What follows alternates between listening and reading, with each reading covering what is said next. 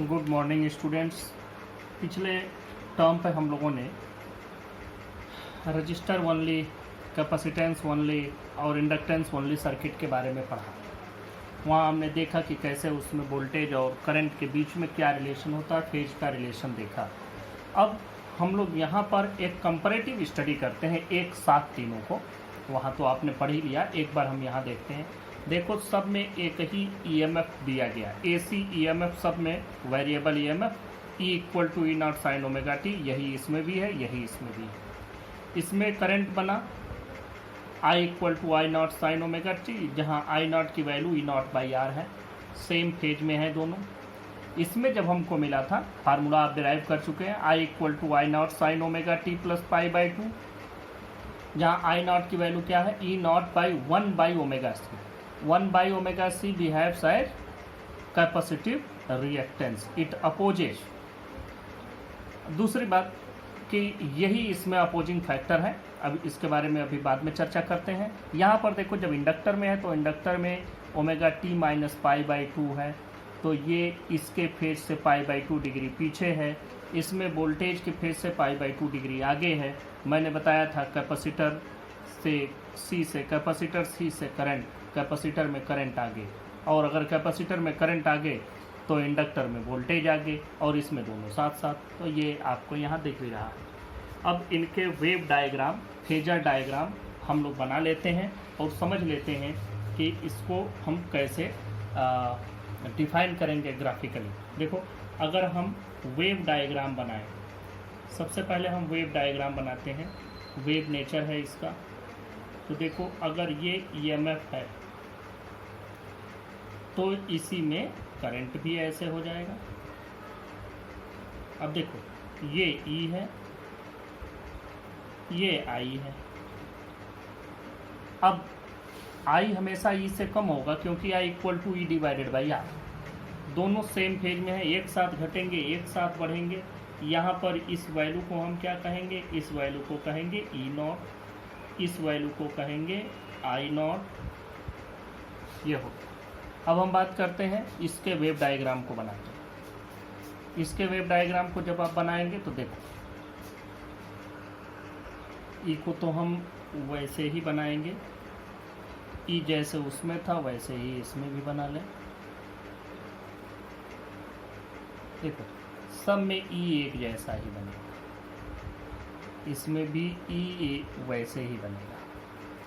और ये ई क्या है, E equal to E naught sine omega t, where E naught is this value. ये हमारा ई की वैल्यू हो गई, ये हमारे ई की वैल्यू हो गई। सब में ई एक जैसा ही है, यहाँ से शुरू हुआ बस।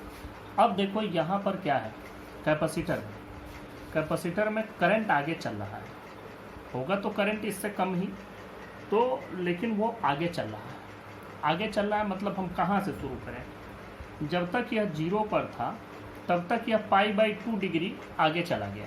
तो इसमें पाई बाई टू कहाँ है, देखो यहाँ से पूरा 360 है, ये 180 है, ये 90, तो ये आपको 90 डिग्री, फिर से मैं समझा, ये कंप्लीट वन साइकिल मतलब 360 डिग्री, 360 डिग्री में एक कंप्लीट रोटेशन हो जाता है। 360 आधा 180 और उसका आधा 90 डिग्री, तो 90 डिग्री मतलब यहाँ तक करंट चल लिया होगा जब ये जीरो पर था। तो यहाँ से शुरू करते हैं, इसको यहाँ से शुरू करोगे तो ये ऐसे चलेगा, इस तरह से।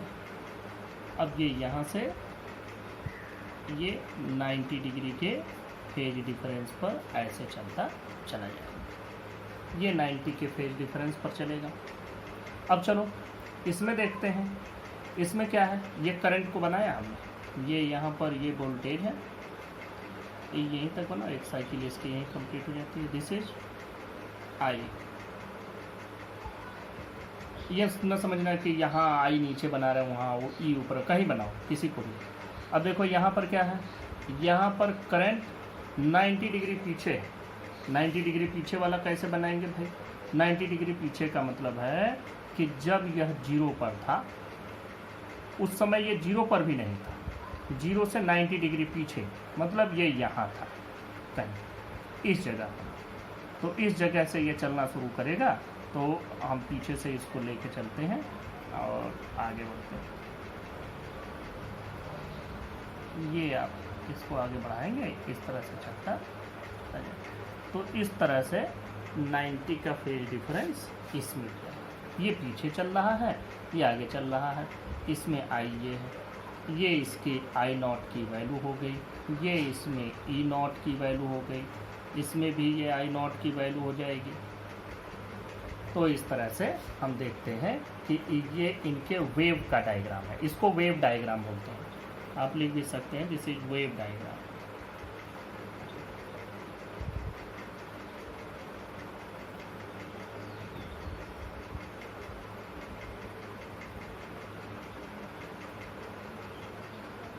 ये वेव का डायग्राम हो गया। वेव नेचर में कैसे हम लोग दिखाएंगे। अब चलो अब बात करते हैं कि इनके फेजर डायग्राम को बनाते हैं। फेजर डायग्राम के लिए हम लोग सबसे पहले तीनों में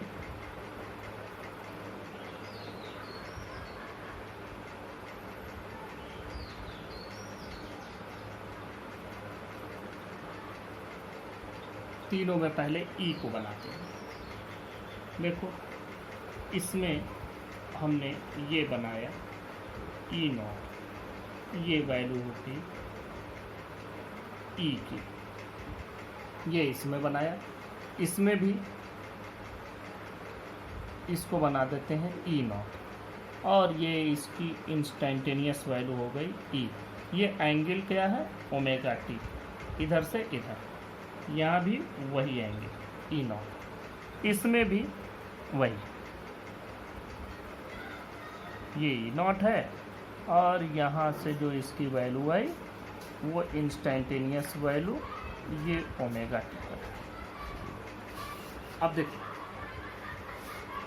इन तीनों में हमने ये एक सेम बना दिया। रीजन ये कि तीनों में ई की वैल्यू देखो, तीनों में ई एक जैसे ही है, तो तीनों में हमने ई को बना दिया। अब देखो ई जब हमारे पास बन के तैयार हो गया, अब हमको आई बनाना है। आई बनाते हैं भाई। देखो इसमें पहले वाले में चलते हैं। ई की वैल्यू देखो ई नॉट साइन ओमेगा टी, ये भी साइन ओमेगा टी, मतलब एक ही साथ दोनों हैं। तो एक ही साथ दोनों हैं, बस ये थोड़ा सा इससे कम होगा।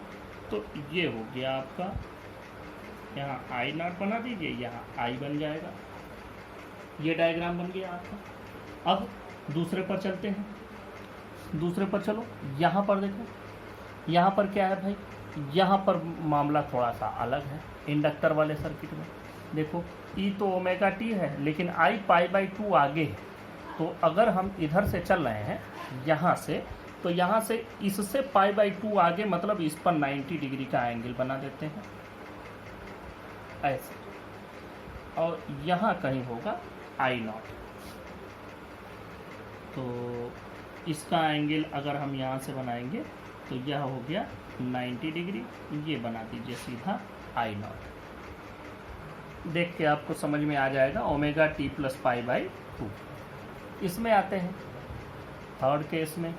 ई की वैल्यू तो वही है E naught sine omega T, और इसकी वैल्यू क्या है E naught I naught sine omega T minus pi by 2। ये पाई बाई 2 डिग्री पीछे, तो ओमेगा टी तो इधर जा रहा है, इससे पाई बाई 2 पीछे का मतलब 90 डिग्री का एंगल बना देते हैं इस तरह।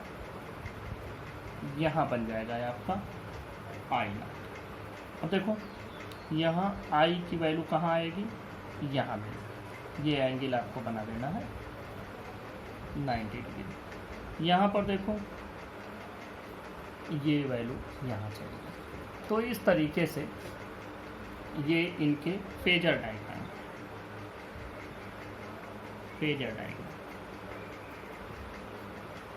अब तीनों पे नहीं लिख रहे, तीनों आप समझी गए हैं। ये तीनों वेव डायग्राम, ये फेजर डायग्राम, और ये इस तरह से इनका रिलेशन हो गया। ये चीज़ आपको समझ में आ जानी चाहिए कि कैसे वेव डायग्राम चलेगा, कैसे फेजर डायग्राम चलेगा। दोनों आप जानते रहेंगे। कहीं भी बनाना होगा, डिराइव करना होगा, कुछ भी करना होगा, आप अच्छे से कर लेंगे। नेक्स्ट टॉपिक पर चलते हैं। AC circuit containing inductance and resistance in series. इसको हम लोग वैसे LR सीरीज सर्किट भी बोलते हैं। अब देखो इसमें हमने एक रेजिस्टेंस लिया, एक इंडक्टर लिया, इसका इंडक्टेंस यल है, ये रजिस्टर है, रेजिस्टेंस R है, इस पर हमने एक AC EMF लगा दिया। अब देखो यह जब यहाँ से वोल्टेज लगेगा तो आप लोगों को एक बात मालूम है कि जो इसके एंड्स पर वोल्टेज आएगा, दोनों सिरों पर जो इसके वोल्टेज आएगा, वो वोल्टेज VR होगा, वो वोल्टेज VR होगा। अगर हम ये ले लें कल को वैसे सोचें कि इसके एंड पर वोल्टेज तो V = IR होता है, V = IR आपने पढ़ रखा है पहले से ओम्स लॉ से। और देखो दो चीज़ें जब सीरीज में जुड़ती हैं तो दोनों में एक ही करंट फ्लो होता है, करंट नहीं चेंज होता, वोल्टेज अलग अलग हो जाता है सीरीज में। पैरेलल में क्या होता है, पैरेलल में वोल्टेज एक हो जाता है, करंट अलग अलग डिवाइड हो जाता है। यहाँ एक ही रास्ता है करंट का, इसी रास्ते जाएगा, जो करंट इसमें जाएगा वही इसमें भी जाएगा। तो इसके दोनों सिरों पर इसके क्रॉस जो वोल्टेज होगा that will be equal to IR। इस पर जो वोल्टेज होगा इसको हम VR मान लें, इसको हम VR मान लें, और इस पर जो वोल्टेज होगा उसको हम VL मान लें across the ends of inductor. तो ये हो जाएगा IXL, ये वैल्यू हो जाएगी IXL। XL की वैल्यू क्या है, inductive reactance, where XL is equal to omega L, अभी हमने पढ़ा इसके पहले। तो ये दोनों पर ये हो जाएगा। अब देखो रेजिस्टेंस में जब किसी रजिस्टर में करंट फ्लो AC देते हैं तो इसमें जो करंट होता है वो और वोल्टेज जो होता है वो दोनों सेम फेज में होते हैं, इनके फेज में कोई भी चेंज नहीं आता। ये I हो गया, ये VR हो गया। अच्छा, इसमें क्या होता है, जब हम इंडक्टर में देते हैं तो इंडक्टर में एक चीज़ होता है कि वोल्टेज आगे होता है, तो इसमें वोल्टेज π/2 डिग्री आगे होता है और करंट π/2 डिग्री पीछे होता है।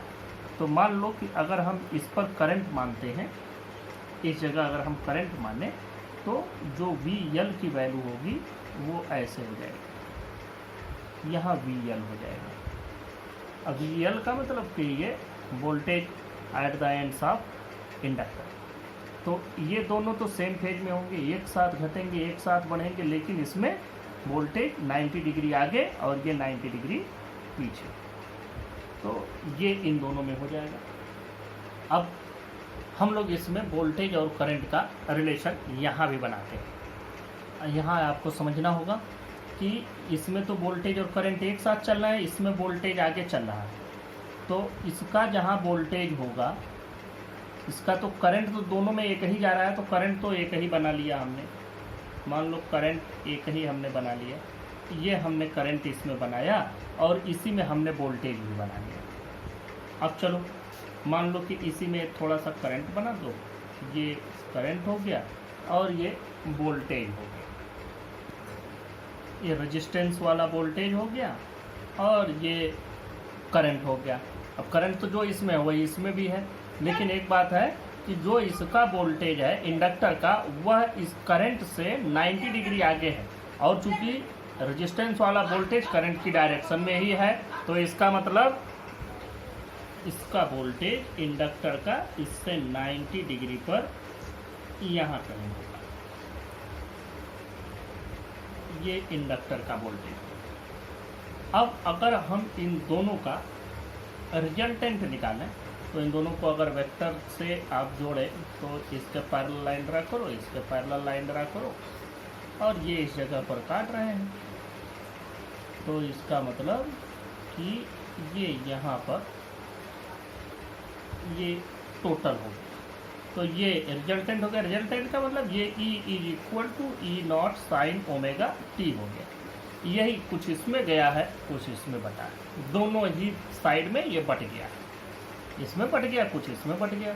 इसके क्रॉस वोल्टेज, इसके cross voltage equal to total voltage, ये आपको यहाँ पर मिल गया।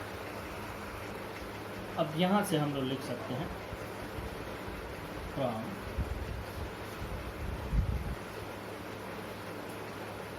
पैरेललोग्राम मेथड ऑफ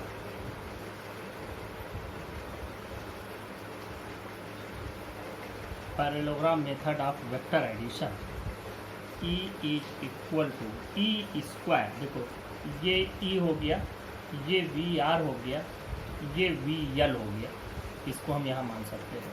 तो फ्रॉम द पाइथागोरस थ्योरम, ये square plus square equal to this square, base plus hypotenuse, इस दोनों का स्क्वायर। तो ये देखो ये हो जाएगा V R square plus V L square, यह दोनों वैल्यू हो गई। अब देखो यहाँ से अब हम लोगों को सॉल्व कर लेना है। अब देखें E square is equal to, ये वैल्यू हो जाएगी I R square plus I XL square, मतलब आई स्क्वायर कॉमन ले लें तो R square plus XL square के बराबर। या हम लोग अगर आई की वैल्यू निकालें तो आई की वैल्यू क्या हो जाएगी, E divided by R square plus XL square, ये अंडर रूट में। ये आपको समझ में आ रहा होगा कि जब आई स्क्वायर करेंगे तो ये पूरा इसके नीचे आ जाएगा और फिर अंडर रूट कर देंगे। जब आई की वैल्यू कैलकुलेट करेंगे तो स्क्वायर रूट में हो जाएगा पूरा। ये वैल्यू मिल गई। और इसी में अगर हमको पीक वैल्यू चाहिए R, we can write it I naught is equal to E naught divided by, ये तो वही रहेगा R square plus XL square.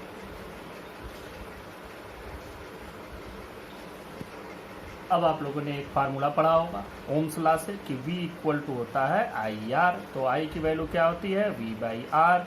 तो यहाँ पर V की जगह क्या है, E है।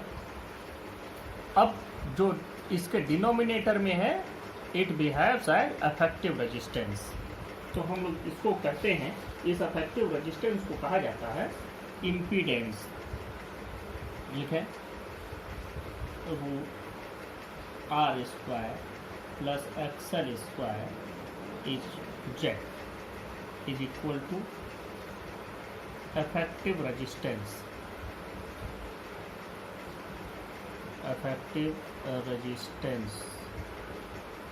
of the circuit called impedance। इसको हम लोग इम्पीडेंस बोलते हैं। यही इसका इफेक्टिव रेजिस्टेंस हो जाएगा, यही जो भी अपोज करना होगा फ्लो ऑफ करंट का वो यही अपोज करेगा and it behaves as impedance और इफेक्टिव रेजिस्टेंस। अब इस फिगर में देखें, जो यहाँ पर एंगल बन रहा है, यह जो एंगल बन रहा है इसको हम कहेंगे phase difference, phase difference between applied EMF and current. तो ये फेज डिफरेंस अगर निकालना है तो हम tan फाई अगर कैलकुलेट करना चाहें तो V L by V R की वैल्यू हमको मिलेगी। तो हम लोग लिख लेते हैं phi is equal to phase angle, ये phase angle where tan phi is equal to V L divided by V R. ये वैल्यू आपको मिली tan फाई की। अब आप इसकी वैल्यू रख दें। अगर आप इसको V naught L V naught R लिखते हैं तो फिर आई नॉट एक्सएल, वैसे आई एक्सएल हो जाएगा और ये हो जाएगा आई आर, आई से आई कैंसिल हो जाएगा। वैसे अगर वी नॉट लेते हैं पीक वैल्यू, मैक्सिमम वैल्यू या एम्पलीट्यूड, तो क्या होता, वी नॉट हो जाता, यहाँ वी नॉट हो जाता, फिर यहाँ आई नॉट, यहाँ आई नॉट। अलग अलग राइटर्स अलग अलग तरीके से लिखते हैं, समझ आपको सब आ जाना चाहिए, कोई भी हो।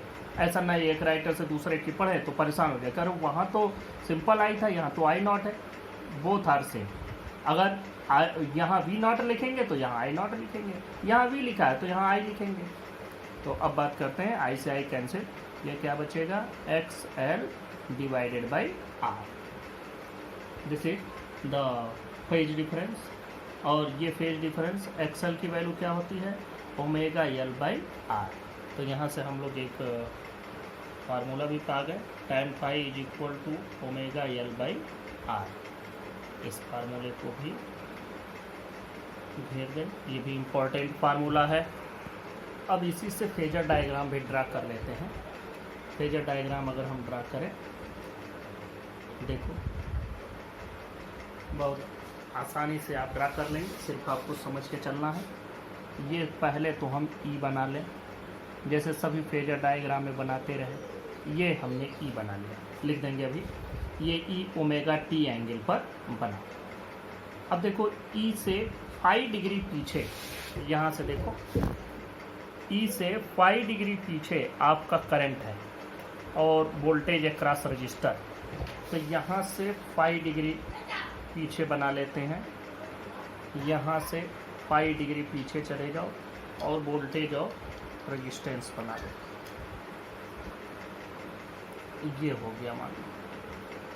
अच्छा, ये इसकी वैल्यू मिल गई हमको, और यहाँ से, और इस पर ठीक 90 डिग्री पर, इस पर ठीक 90 डिग्री पर ये इसी पर वोल्टेज और करंट हो गया।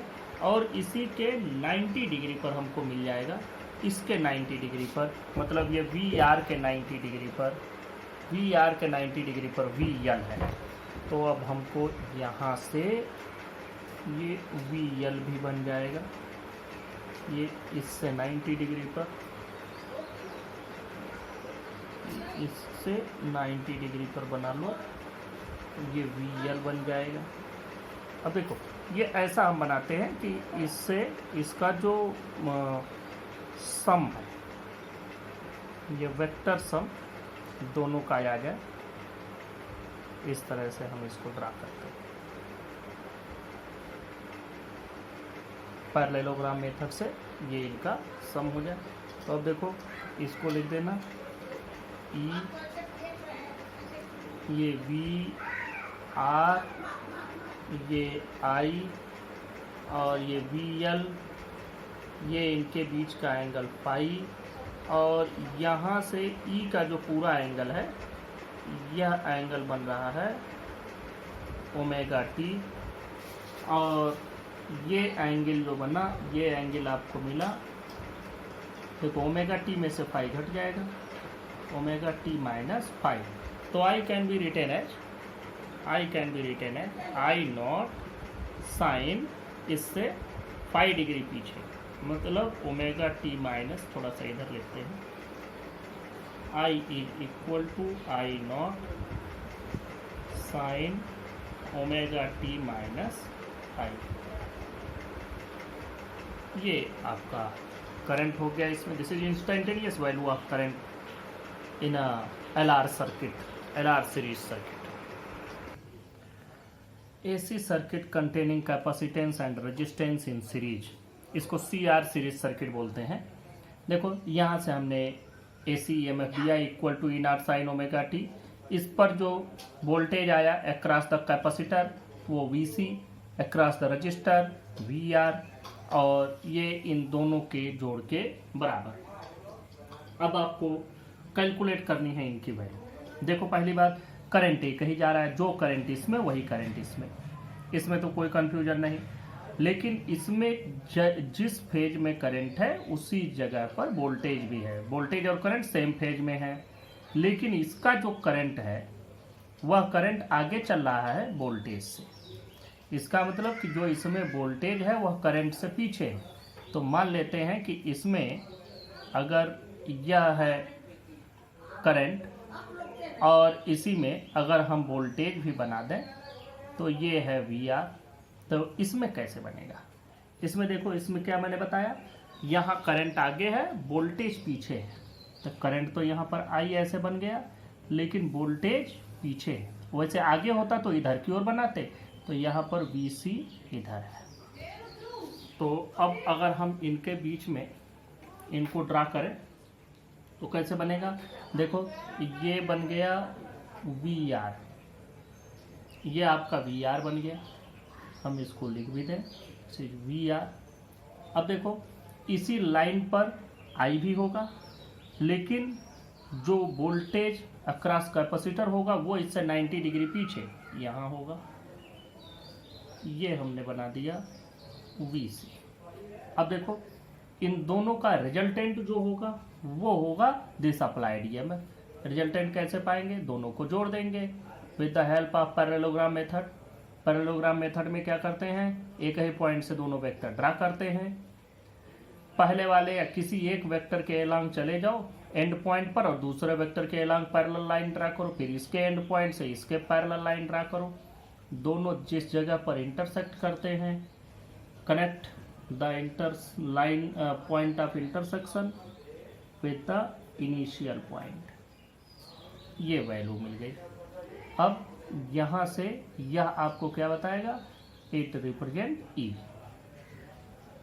ई। अब अगर हम इनके बीच में कोई एक एंगल बनाना चाहें कि what is the phase angle, phase angle, this is the phase angle.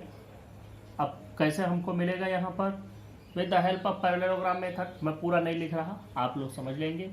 तो ये वैल्यू क्या हो जाएगी, E square is equal to VR square plus VC square. Value put up कर दो, ये होता है IR स्क्वायर प्लस ये होता है IXC square.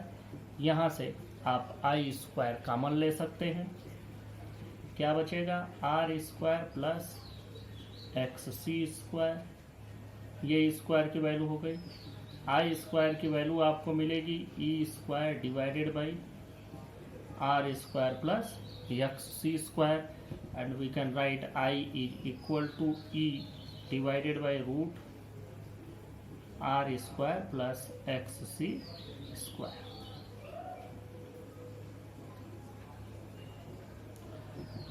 This is the value of current in this circuit R. We can also write it I naught अगर हम लेते तो ये value E naught divided by R square plus XC square. इसमें confusion नहीं होनी चाहिए आपको, चाहे कोई भी रेफरेंस बुक पढ़ें, चाहे इसको डिराइव किया हो तो यहाँ E नॉट लेकर के चलते, E naught square equal to V naught R square plus V naught C square. फिर ये I नॉट R हो जाता, यहाँ भी I नॉट XC हो जाता, फिर यहाँ E नॉट रहता और यहाँ पर I नॉट आप कर देते। जब ये कर देते तो यहाँ आपको I नॉट मिलता, यहाँ E नॉट मिलता और यही फार्मूला बनता। तो अगर हम पीक वैल्यू लेकर के चलेंगे, एम्पलीट्यूड वैल्यू लेकर के चलेंगे तो हमको ये मिलेगा। और सिंपल किसी इंस्टेंटेनियस वैल्यू को लेकर के चलोगे at any instant, the voltage across this and voltage across this equal to applied EMF at that instant, तो आपको इससे मिलेगा। तो खैर दोनों एक ही हो गया। यहाँ पर फिर से वही चीज आई, ई नॉट को इससे डिवाइड किया गया है या ई को इससे डिवाइड किया गया है, मतलब it behaves as effective resistance of the circuit and also known as impedance। यहां भी हम इसको impedance ही कहेंगे। Z is equal to root R square plus XC square is equal to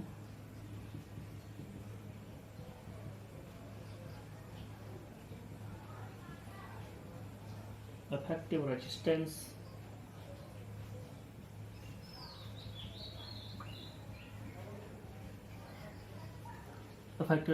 of the circuit called impedance। इसका भी phasor diagram बना लेते हैं।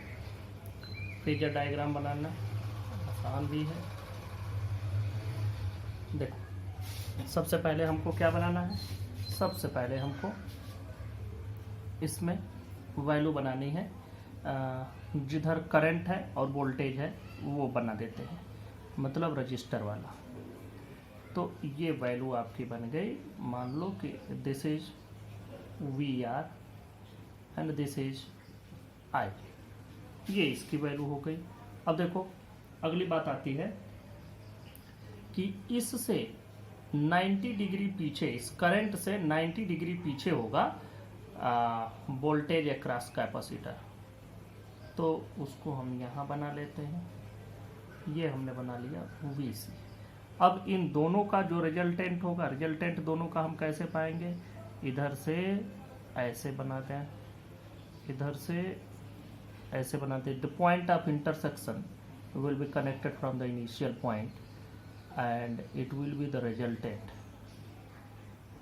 ये हो गया E is equal to E naught sine omega T, और ये इसी की जो E की जो वैल्यू होगी यही यहाँ से एंगल ओमेगा टी पर होगा, और ये इन दोनों के बीच का एंगल 90 डिग्री होगा, VR और VC के बीच का।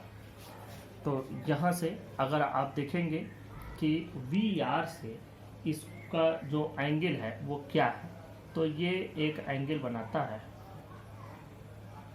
यहाँ से फाई। यहाँ से हम लोग instantaneous value of current can be written, instantaneous value of current देखो ये हो जाएगा I naught sine omega t. ये किधर है, इधर की ओर है, I यहाँ है, ओमेगा टी यहाँ है, तो ये I not omega T sign omega T plus five. और इसके पहले क्या था, ये इधर था, तो हमने ओमेगा टी में से डिडक्ट किया था फाइव को, तो ये इंस्टेंटेनियस वैल्यू ऑफ करंट हो गया। यहाँ लिख भी लीजिएगा आप लोग, instantaneous value of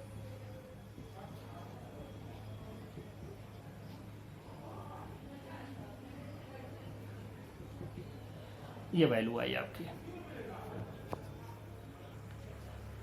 AC circuit containing capacitance, inductance and resistance in series, इसको LCR सीरीज सर्किट या कुछ लोग सीरीज LCR सर्किट बोलते हैं। देखो यहाँ से हमने जो EMF दिया AC E naught sine omega t, L पर C पर R पर सब में एक ही करंट, इसका वोल्टेज प्लस इसका वोल्टेज प्लस इसका voltage equal to this voltage. ये बहुत आसानी से आपको समझ में आ सकता है। देखो अब करंट की डायरेक्शन बनाते हैं, देखो इसमें पहले बनाते हैं, इसमें करंट इधर और वोल्टेज भी इसी डायरेक्शन में VR, इस पे बनाते हैं। यहाँ पर करंट आगे चलता है, वोल्टेज पीछे चलता है, तो करंट तो हमने इधर बनाया तो करंट यहीं रहेगा I, और ये इसका VC हो गया। अब इस पर आ जाओ, यहाँ पर भी करंट ऐसे ही रहेगा I, लेकिन वोल्टेज इससे 90 डिग्री आगे, तो ये हो गया VR। अब यहाँ से ये बात हो गई। यहाँ अगर हम इसको ध्यान से देखें तो VL और VC जस्ट एक दूसरे के अपोजिट है। इस पर जो वोल्टेज होगा वो कितना होगा, VL will be IXL, VC की वैल्यू क्या होगी IXC, और दोनों एक दूसरे के अपोजिट, VC इधर है VL उधर है। अगर ये दोनों बराबर हो जाए तब तो बिल्कुल ये एक दूसरे को कैंसिल आउट कर देंगे, लेकिन अगर हम ये मान लें कि XL की वैल्यू XC से ज़्यादा हो तो क्या होगा, तो VL कुछ ज़्यादा हो जाएगा, VC थोड़ा सा कम हो जाएगा। उस कंडीशन में VL की वैल्यू VC से थोड़ा कम हो जाएगा। तो हम मानते हैं लेट XL, यहाँ डायरेक्ट हम इसी को मानते हैं, let XL greater than XC imply VL will be greater than VC, and now we will draw the diagram। ये हम VL बना दिए, ये VL बनाया, और यहीं पर आप VC बनाए, थोड़ा सा और ज़्यादा आगे ले जाते हैं जिससे डायग्राम आपको समझ में आ जाए।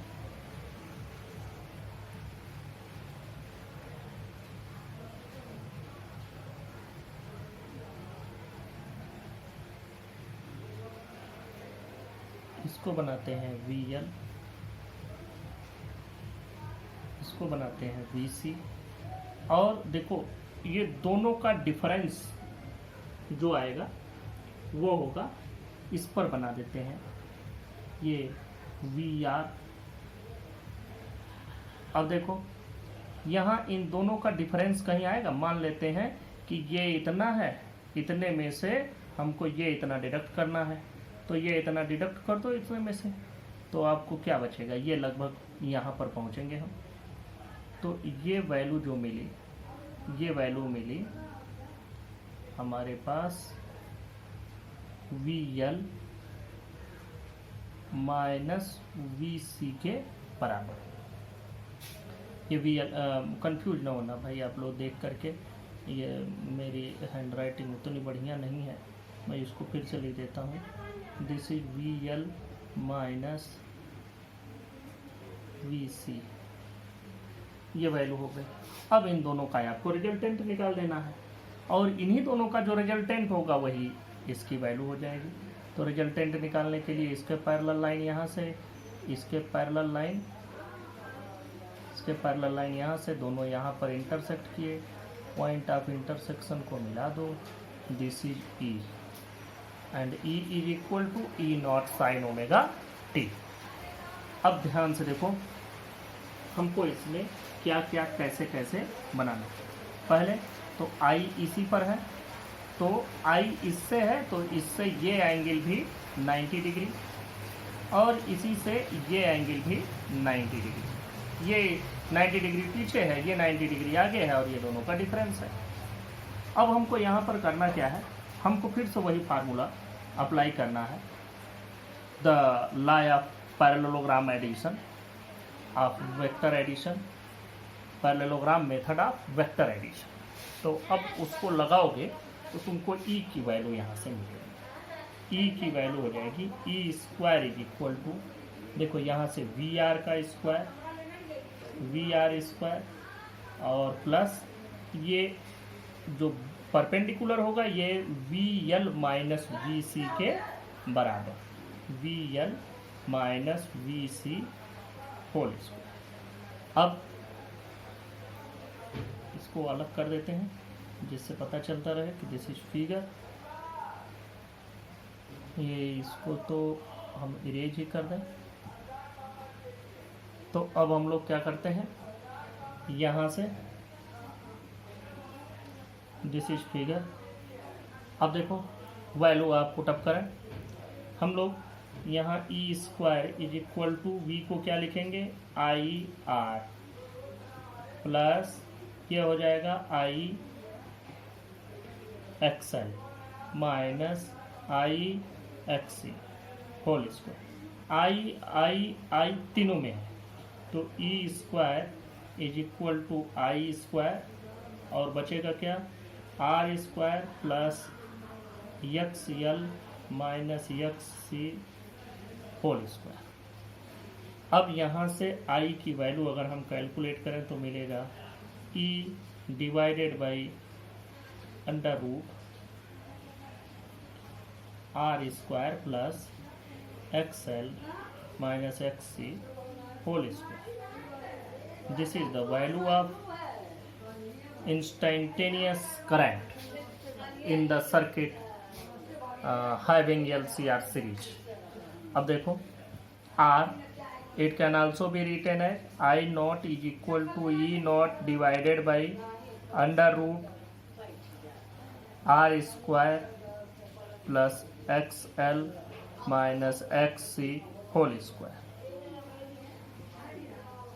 यहाँ पर मैं आपको एक बार फिर से समझाता चलूँ कि यहाँ पर अगर आप E नॉट स्क्वायर लिखते हैं तो यहाँ V naught R square, V not L square, V naught C लिखेंगे, तब यहाँ E नॉट रहेगा, यहाँ I नॉट हो जाएगा, यहाँ भी I नॉट, यहाँ भी I नॉट, यहाँ भी I नॉट, और फिर I naught equal to E naught divided by this.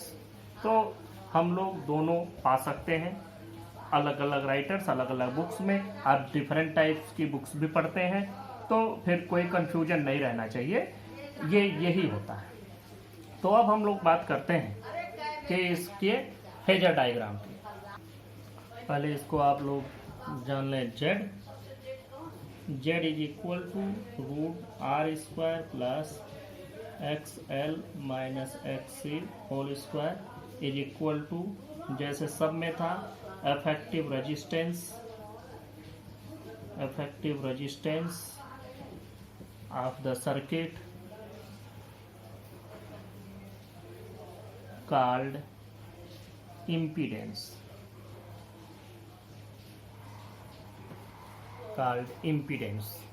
ये वैल्यू आपको मिली। और इनको मिलने के बाद हम लोग इसका फेजर डायग्राम देखते हैं। फेजर डायग्राम बनाने के लिए हम लोग इस तरह से थोड़ा बड़े एरिया में बनाते हैं जिससे अच्छा बने, समझ में भी आए। इसका अगर ये फेजर डायग्राम समझ में आएगा आपको तो बड़ा अच्छे से सब कुछ समझ में आने लगेगा। पहले तो हम लोग एक बना लेते हैं जिस पर वी आर और आई, क्योंकि आई तो सब में एक ही जा रहा है, उसी से एक पीछे है और एक आगे है, तो हम इस लाइन पर बना लेते हैं। इस लाइन पर बना लेते हैं, यहाँ आई ले लिया और यहाँ पर ले लिया हमने वी आर, ये वैल्यू हो गई। अब देखें इसी से जब हम बात करते हैं करंट की, तो करंट कैपेसिटर में करंट आगे होता है, वोल्टेज पीछे चलता है 90 डिग्री। इसका मतलब कि जो वी सी होगा वो यहाँ होगा। ये वैल्यू हो गई, थोड़ा और छोटा ही बनाते हैं, ये वैल्यू हो गई वी सी की, ये वी सी। और जो वी एल की वैल्यू है वो हमने पहले ही मान लिया है, तो उसको थोड़ा सा बड़ा बना देते हैं। ये हमारे पास बन गया वी एल। वी एल क्योंकि इंडक्टर में वोल्टेज आगे चलता है, करंट पीछे चलता है। अब आप देखें यहाँ पर इन दोनों का डिफरेंस हो जाएगा, ये डिफरेंस रिप्रेजेंट करेगा, मतलब वी एल माइनस वी सी। और इनको पैरेललोग्राम मेथड से आपको जोड़ देना है। इसके पैरेलल लाइन यहाँ से, इसके पैरेलल लाइन यहाँ से, दोनों इंटरसेक्ट किए, इसको मिला दीजिए इससे। फिगर बनाने में थोड़ा हम कच्चे हैं भाई। अब देखो इसको फिर से यहाँ से कायदे से मिला दो, ये वैल्यू। अब ये वैल्यू क्या हो गई, this is the voltage, applied voltage E naught equal to E naught sine omega T, और इसका एंगल यहाँ से टोटल एंगल ओमेगा टी, ये यहाँ से यहाँ तक का एंगल हो गया। अब देखो ये आई की वैल्यू हो गई, ये ई की वैल्यू हो गई, ये हो गया वी एल माइनस वी सी। एक केस और भी समझ में आता है। अब देखो आई से जो इसका फेज डिफरेंस है वो फेज डिफरेंस है पाई। यहाँ भी हम लोग instantaneous value of current can be written as I equal to I naught sine omega T minus five. देखो ये ओमेगा टी से 5 डिग्री पीछे चल रहा है आई, तो इसलिए इसको लिख दिया। एक और भी कंडीशन बनती है, अगर यही चीज आपको कोई पढ़ा रहा हो या आप पढ़ रहे हो जिसमें ये दिया गया हो कि V C is greater than V L, तो क्या होगा? तो फिर कुछ नहीं होगा, मैं एक रफ डायग्राम यहाँ पर बनाता हूँ। तो होगा ये कि ये आप ऐसे बनाएंगे ही, ये ऐसे बनाएंगे ही, ये आपने बनाया वी आर। अब देखो आप इसको थोड़ा कम बनाएंगे, ये हो गया वी एल, फिर इसको थोड़ा ज़्यादा बनाएंगे, ये हो गया वी सी, यहाँ से बन गया, ये वैल्यू आपकी मिल गई V L minus V C, ये यहाँ से sorry V C minus V L, ये वैल्यू मिल जाएगी V C minus V L. और फिर आप इसको ऐसे मिला दीजिए, इसको इसके पैरेलल, और यहाँ से इसको मिला देंगे, फिर ये E equal to E naught sine omega t हो जाएगा। और फिर यहाँ से ये वैल्यू हो जाएगी वी एल माइनस सॉरी देखो अभी वी एल वाला ही याद आ रहा है, यहाँ सी ज़्यादा है तो V C minus V L हो जाएगा। और फिर जो फार्मूला बनेगा उस फार्मूले में अभी आपने एक्सएल माइनस एक्सी रखा था तो एक्सी माइनस एक्सएल रख देंगे, तो ये कंडीशन होगी। और फिर उस कंडीशन में जो आई की वैल्यू होगी और इससे ई से यहाँ पर फेज एंगल 5 बनेगा, तो ये +5 हो जाएगा। ये मैंने आपको समझा दिया। अब यहाँ पर हमें ध्यान देना है, इसको एक बार ध्यान से समझ लो। I equal to I naught sine omega T minus 5, ये इस कंडीशन में आया।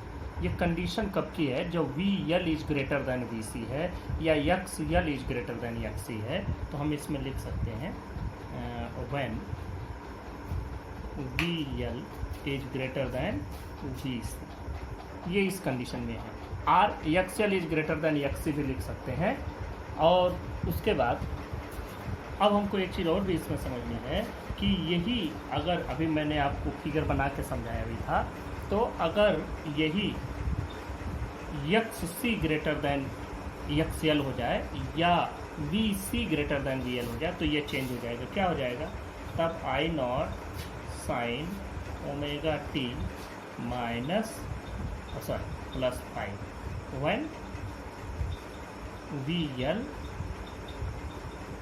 Is less than V C, ये इस कंडीशन में हो जाएगा। तो ये दोनों ही कंडीशन मैंने आपके सामने बताए, ये आपको समझ में आया।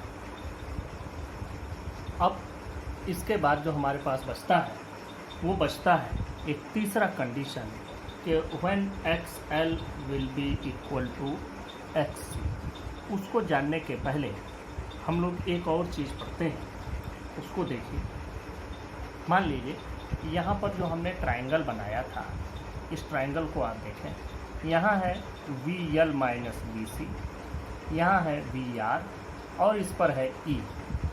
हम तीनों को एक बार फिर से बनाते हैं और इसको एक तरीके से और समझते हैं। देखिए यहाँ पर बनाते हैं, ये है हमारे पास ई, ये है, ये देखें यहाँ पर थोड़ा सा हम लोग बड़ा बनाते हैं इसको।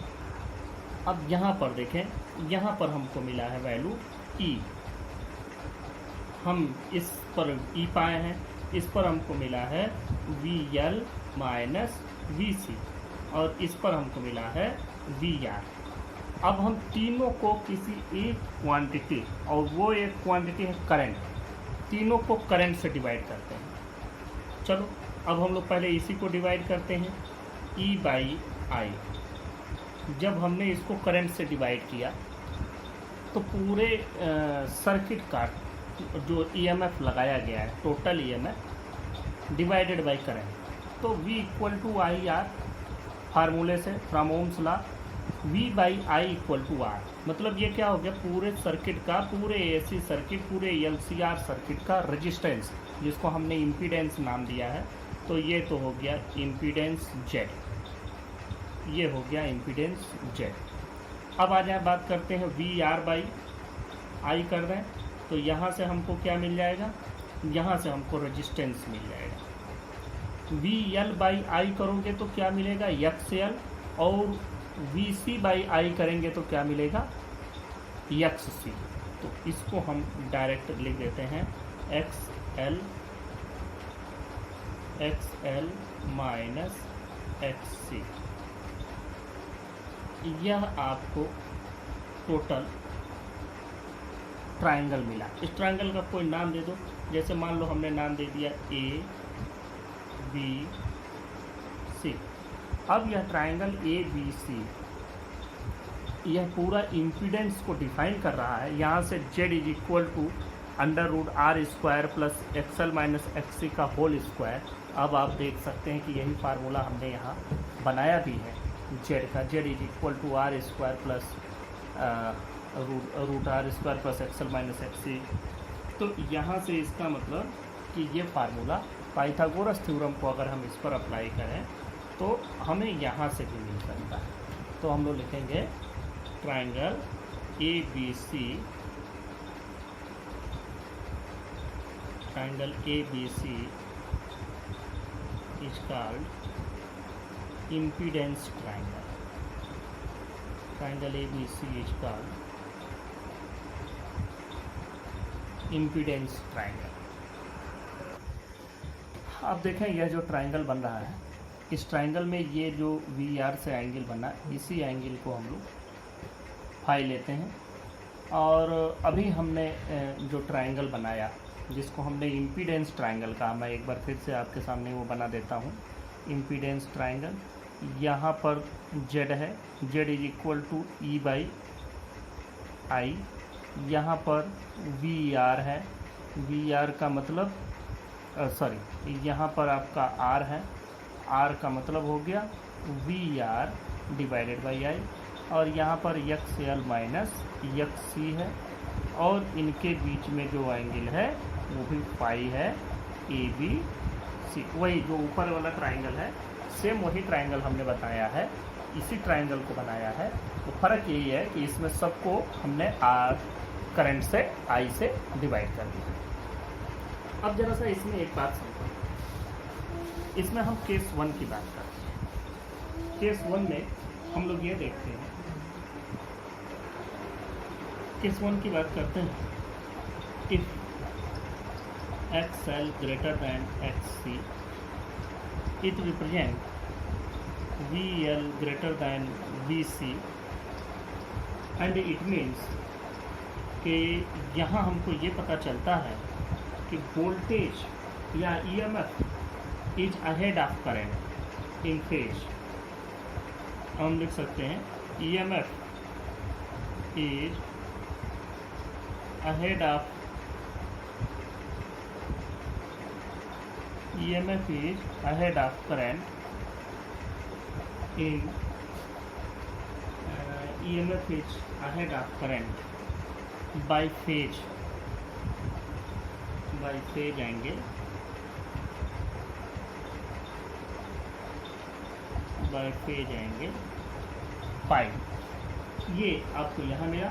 और उस कंडीशन में जो tan phi की वैल्यू होगी वो देखो यहाँ से XL minus XC divided by R, ये tan phi की वैल्यू हो जाएगी XL minus XC divided by R।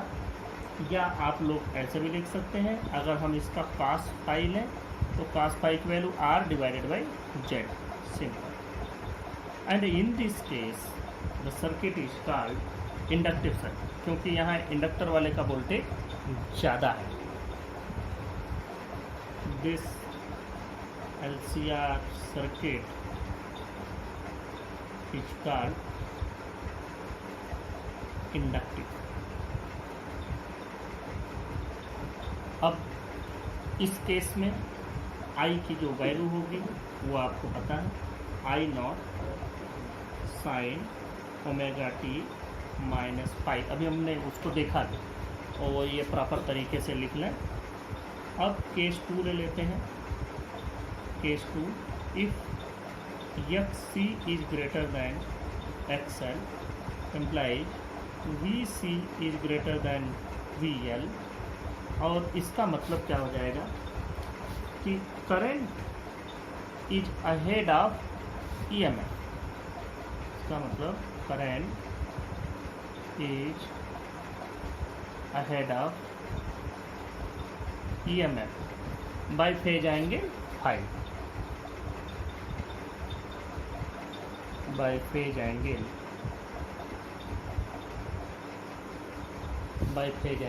Phi, ये हो गया। और उस केस में जब आप tan फाई की वैल्यू कैलकुलेट करेंगे तो यहाँ पर वही XC माइनस XL हो जाएगा, XC minus XL divided by R। या आप cos फाई यहाँ भी लिख सकते हैं, cos फाई की वैल्यू यहाँ पर भी R बाई जेड ही होगी, क्योंकि ये R तो अपनी ही जगह पर रहेगा, ये चेंज नहीं होगा। और इस कंडीशन में जो I की वैल्यू होगी वो I क्या हो जाएगा वो भी देख लें। I will be I0 sine omega T plus phi. देखो यहाँ पता चल रहा है कि current is ahead of voltage by an angle phi. और इस सर्किट को हम लोग कहेंगे capacitive circuit. This LCR circuit is called capacitive. इसको हम कैपेसिटिव LCR बोलेंगे। और एक तीसरी कंडीशन और भी लिखते हैं, केस 3। अब उस कंडीशन में हम लोग क्या मानते हैं, if XL is equal to XC, it means VL is equal to VC, and it means अब एक में EMF आगे था, एक में करंट आगे था, और इसमें EMF और करंट दोनों में से कोई आगे नहीं, दोनों साथ साथ चलेंगे। इसका मतलब कि current will be in the same phase, EMF and current EMF and current will be in same phase, will be in same phase। और इस कंडीशन में जो आपके tan phi की वैल्यू होगी वो वैल्यू आपको वही आएगी। tan phi की वैल्यू ये पूरा ट्रायंगल में जब ये बनेगा ही नहीं, tan phi की वैल्यू आपको मिल जाएगी 0 डिग्री, क्योंकि XL is equal to XC हो गया। XL और XC बराबर हो गए। जब ये दोनों बराबर हो गए ये 0 हो गया, 0/r 0 मतलब tan 0, तो phi की वैल्यू 0 हो गई, तो tan phi की वैल्यू तो वही मिल जाएगी, कोई चिंता की बात नहीं है। इस कंडीशन में जो Z की वैल्यू होगी, इस कंडीशन में जो Z की वैल्यू होगी Z, तो पहले ये समझ लो कि इस सर्किट को हम लोग कहते क्या हैं। ये तो हो गया। This LCR circuit is said to be purely resistive. This LCR is called purely resistive.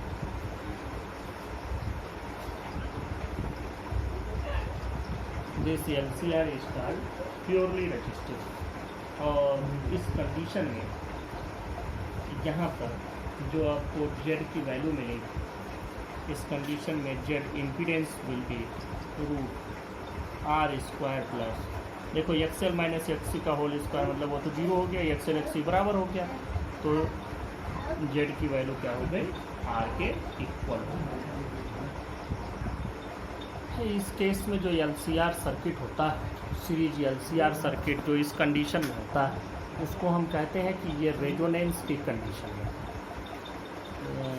The LCR circuit in this condition is called resonance LCR circuit। इसको लिखते हैं, देखें, in this case current will be maximum। क्यों maximum होगा? ये current की value आपको मालूम है कि अभी देखो हम लोगों ने फार्मूला यहाँ डिराइव भी किया है कि I is equal to E by this factor is Z। अब इस फैक्टर में आपने यह इतना पूरा टर्म हटा दिया, क्योंकि ये तो 0 हो गया, तो फिर यह भी ऐड होता ना इस रेजिस्टेंस में, तो यह हट गया, तो रेजिस्टेंस की वैल्यू मिनिमम हो गई। और अगर ये पूरा रेजिस्टेंस मिनिमम हो गया तो मतलब करंट विल बी मैक्सिमम। तो this is the condition when we get maximum current. यहाँ पर मैंने लिख भी दिया है, in this case current will be maximum and this condition of series LCR circuit is called resonance condition. अब इसमें हम लोग रेजोनेंस फ्रिक्वेंसी भी पता कर लेते हैं, ये XL इक्वल टू XC से निकालते हैं। अब यहाँ ध्यान दें, at resonance condition of series LCR circuit हमको मालूम है XL XC के बराबर होगा।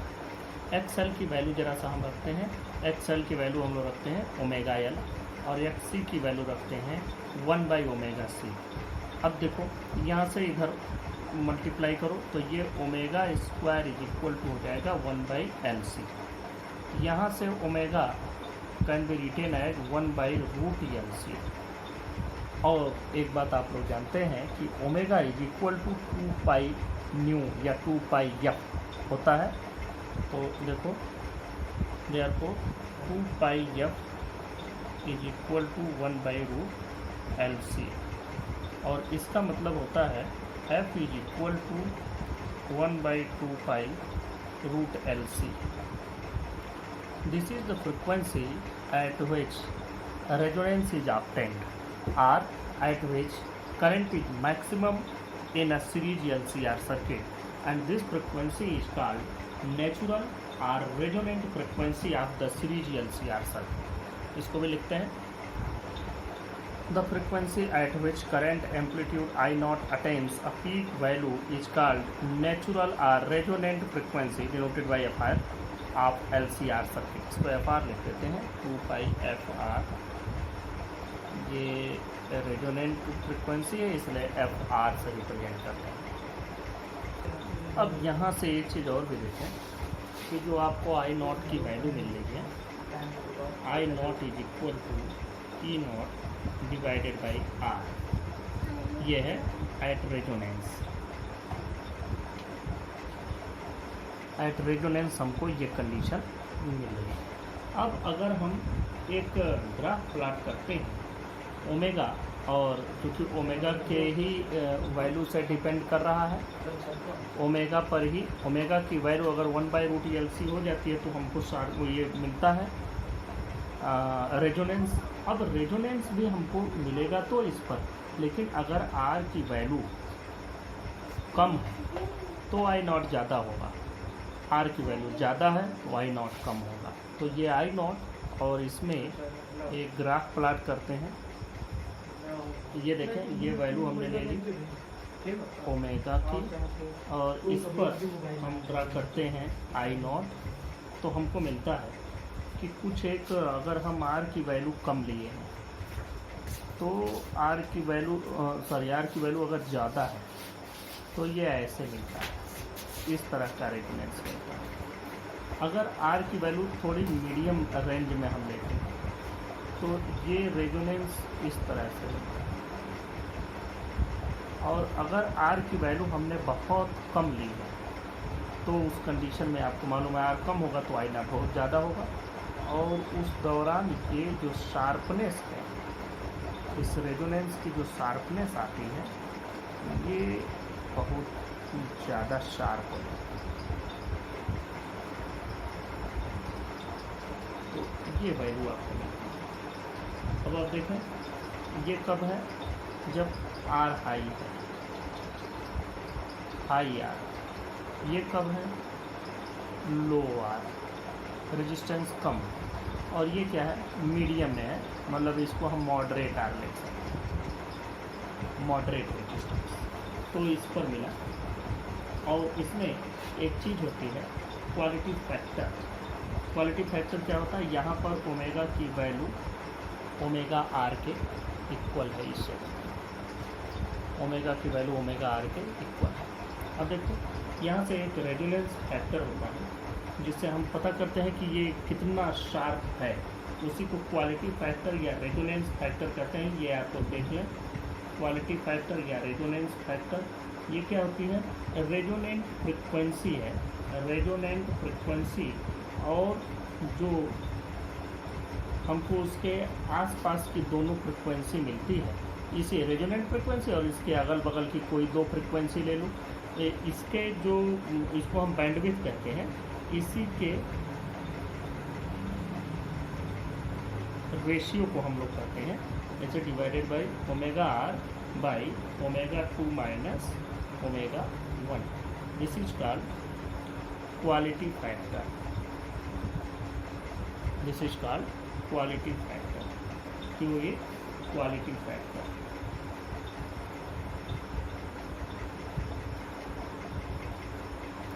क्वालिटी फैक्टर आर, इसी को क्यू फैक्टर भी बोलते हैं, इसी को क्यू फैक्टर बोले या क्वालिटी फैक्टर आपका सीरीज LCR सर्किट। तो यहाँ से आपका सीरीज LCR सर्किट कंप्लीट होता है। नेक्स्ट टर्म पे हम लोग इसके AC के पावर और इन सब की चर्चा करेंगे। Thank you.